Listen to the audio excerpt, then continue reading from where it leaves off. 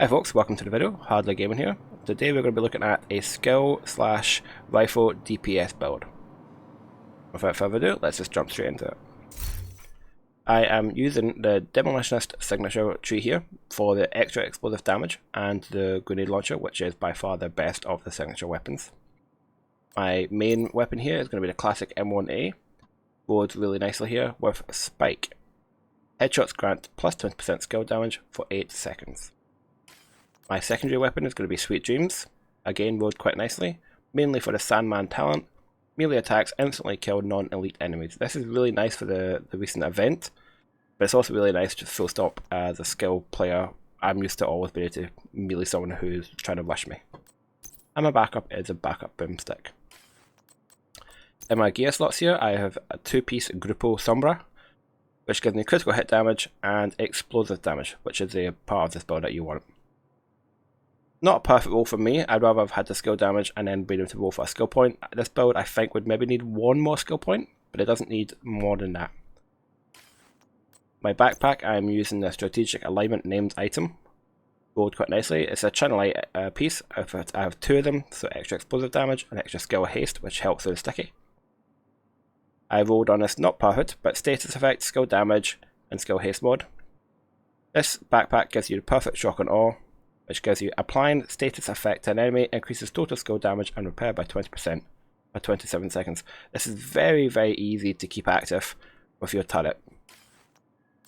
My chest piece I'm going to be using is an Overlord Armaments, which gives me a nice chunk of DPS for my rifle. Gives me rifle damage, weapon damage, critical hit damage, and I've rolled for skill damage, and I've got my headshot damage mod on here. And the talent for this is going to be Kinetic Momentum. When in combat, each skill generates a stack while active or not on cooldown. Stacks increase your total skill damage by 1% and total skill repair by 2%, up to 15 stacks per skill lost when on cooldown. You're pretty much always going to have at least one of these active. That's 15 to 30% skill damage right there, and you don't have to use glass cannon. So it's very nice. My second piece of Grupo there. I'm also using a 1 piece of Wyvern for the skill damage. And I've rolled this with status effect and skill damage. You could probably get away with skill haste here, because you don't need status effect, to be honest, that much. Let's look at the skills. So I'm using the artillery turret. A nice shot cooldown, because that kind of helps offset the fact that you've got less ammo than normal. Really nice damage, 2.85 million. Remembering we are only on skill tier 3. So 2.85 million with tier 3, which is not bad at all. And my second skill is going to be the Explosive Sticky. Quite a long cooldown here, but 28.2 seconds means that you can get 2 away per minute, and it's got a good radius and a 4.58 million damage basic, which is again very nice for a tier 3. Let's just have a quick check of the build in action.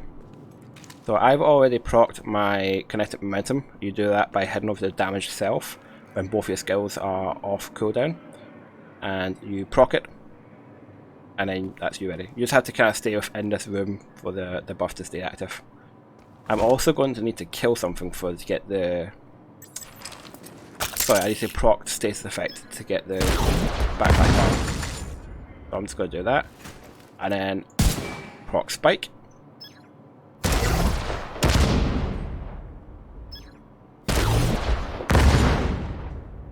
There we go. It is obviously not hitting as hard as a dedicated artillery build,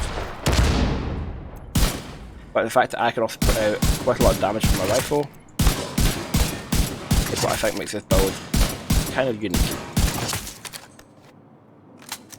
As you can also see, I have my 2 Kinetic Momentum procs active there. If I however now use my sticky bomb, I do lose...